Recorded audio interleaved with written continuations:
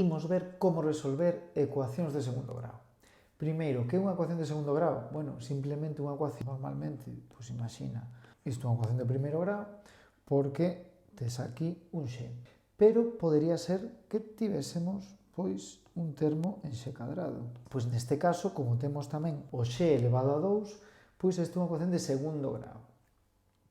Como se resolve? Usando unha fórmula, facilísimamente. X igual a menos b más menos raíz de b cadrado menos 4ac, todo isto partido 2a. Esta fórmula tens que aprendela, non hai máis. Tamén é verdad que é o único que tens que aprender. Así que escribe un par de veces, intenta recordala de memoria, volver a escribir, e unha vez a teñas, xa está. Esta fórmula funciona sempre que teñamos algo con esta pinta. Algo x cadrado máis algo x máis algo igual a 0. Que pasa se non o temos con esta pinta exacta? Vémoslo ao final do vídeo. Como se aplica? Bueno, pois o que temos que ver aí, vemos que aparece A, B e C. Que son A, B e C? Bueno, pois A é o termo que acompaña o x cadrado, o coeficiente do monomio de grado 2. O B é o coeficiente do monomio de grado 1, o termo que acompaña a x, e o C, o termo independente, o número que non leva letra. Entón, imos facer un exemplo. Pois, xa que estou, este que teño aquí. O primeiro que teño que facer é ver quen é A, B e C.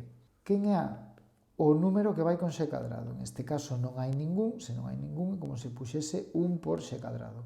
X cadrado é unha vez x cadrado. Polo tanto, A é 1. B, podemos ver aquí, é máis 3. É o número que vai multiplicando a x. Pois máis 3 por x. E por último, C. C é menos 10. O termo que vai sen letras, menos 10. Bueno, pois agora que teño A, B e C, simplemente sustitúo na fórmula. X igual a menos B, B é 3, polo tanto, menos B, menos 3. Mais menos raíz de B cadrado, 3 ao cadrado, menos 4 por A, que é 1, por C, que é menos 10. Cuidado co signo aí. Partido 2A. A vale 1, pois 2 por 1. Simplemente collín esta fórmula e sustituín con estes valores. 3 ao cadrado 9, atención agora, menos 4 por menos 10, menos por menos máis, 4 por 10, 40. Continuamos por aquí. Menos 3 máis menos raíz de 49, partido 2. A raíz de 49 é 7, quédame isto. Que fago con isto, con este máis menos que hai aquí? Tan curioso. Bueno, pois simplemente fago dúas solucións. Unha onde poño só máis e outra onde poño só o menos. Entón, nun caso teño menos 3 máis 7, todo isto entre 2. No outro, menos 3 menos 7, todo isto entre 2. Vale, pois no primeiro caso, menos 3 máis 7 máis 4. 4 entre 2 dá 2. E no outro caso, menos 3 menos 7 menos 10, dividido entre 2, menos 5. Fíxate que, ao contrario que pasaba coas ecuacións de primeiro grao, agora podo ter dúas solucións. Pero tamén podo ter unha soa ou ningunha. De que vai depender? Pois volvamos á fórmula. É un bon momento para que intentes lembrarte dela de memoria. Pausa o vídeo e intenta escribila e comproba se a escribiches ben. Fíxate na fórmula. Aquí a chave é este máis menos, ese símbolo raro que nos sacamos da manga.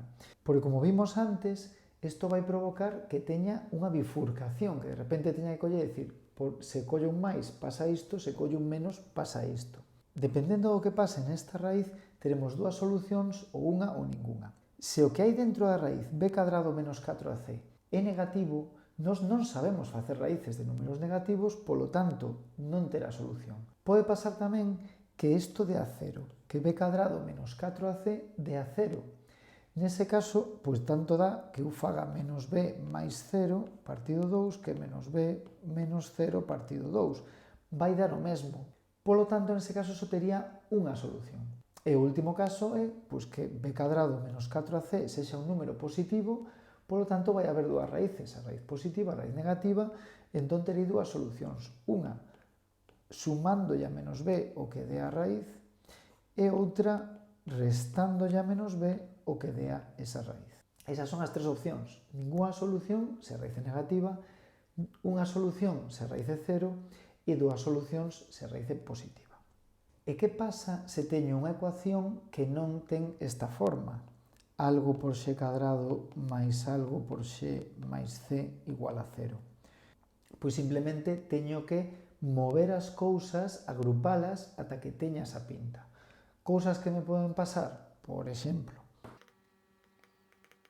se eu teño unha ecuación así, o que teño que facer é simplemente mover o 5 para outro lado, como está sumando pasa restando, isto xa o vimos nas ecuacións de primeiro grau, e xa volvo a ter algo con x cadrado, algo con x, algo sen letra, igual a cero. Podría ser que houvese máis monomios, por exemplo. Imagínate que teño isto. Pois o único que tens que facer é xuntar monomios semellantes. Lembra, que podo xuntar? Cadrados con cadrados, x con x e números con números. Entón, que podría facer aquí? 3x cadrado máis 4x cadrado, 7x cadrado. 5x menos 3x máis 2x. Menos 7 menos 2 menos 9. E o 2 que está do outro lado pasaría restando.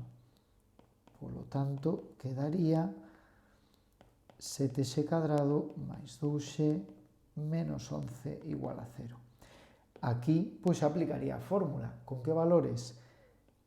A igual a 7, B igual a 2 e C igual a menos 11. A última cousa que te podes atopar son parénteses. O mesmo, multiplicas e despois agrupas.